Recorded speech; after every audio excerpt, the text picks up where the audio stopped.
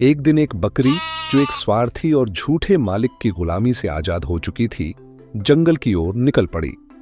वह बहुत खुश थी कि आखिरकार उस क्रूर मालिक से छुटकारा मिल गया, क्योंकि वह आदमी इतना बेरहम था कि एक दिन उसे भी बेच देता।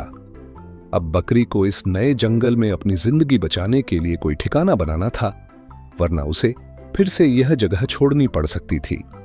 जंगल में कुछ समय बीतने के बाद एक दिन एक अजीब घटना हुई।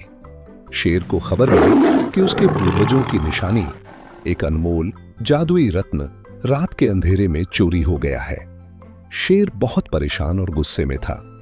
उसने जंगल के सभी जानवरों को बुलाकर सख्ती से आदेश दिया कि रत्न को हर हाल में वापस लाया जाए। लकड़बग्घा और चीता जांच के लिए निकले। वे हर जानवर से सवाल करने लगे कि क्या किसी ने कुछ संदिग्ध देखा। हाथी ने बताया कि वह तो जंगल में था ही नहीं, वह हथिनी की तलाश में गया था। हिरण ने एक अजनबी को देखा था जो साधु जैसा लगता था और उसे यकीन था कि ऐसा नेक इंसान चोर नहीं हो सकता। चीता को शक था कि चोर कोई भी हो सकता है, साधु के रूप में या किसी राजा के भेष में। लकड़बग्घा ने भी अपनी तहकीकात जारी रखी।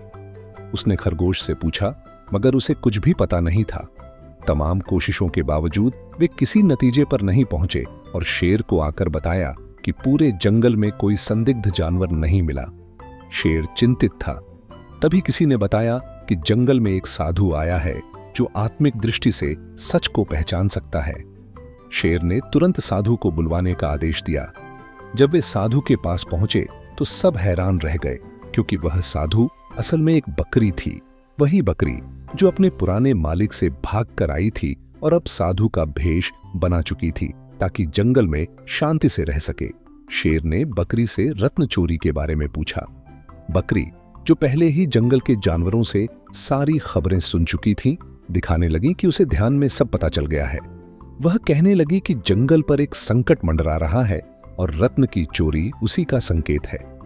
बकरी ने शेर से कुछ दिनों की मोहलत मांगी ताकि वह अपनी आध्यात्मिक शक्ति से चोर का पता लगा सके।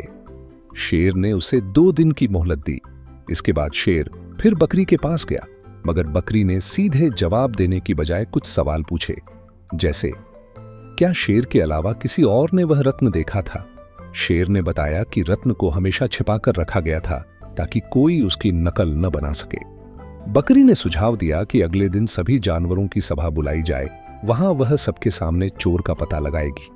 अगले दिन सभी जानवर इकट्ठा हुए और बकरी ने ऐलान किया कि उसकी आध्यात्मिक शक्ति अब इतनी बढ़ चुकी है कि अगर कोई सोता है तो उसे तुरंत पता चल जाएगा कि वही चोर है।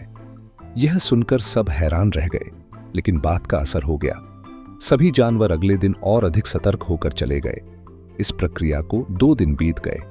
शेर बकरी की चुप्पी से परेशान होने लगा। तीसरी रात लकड़बग्घा खुद शेर के पास आया और उसने शक जताया कि हो न हो बकरी ही चोर है, क्योंकि वह बाहर से आई है और कई दिनों से सबको बहला रही है।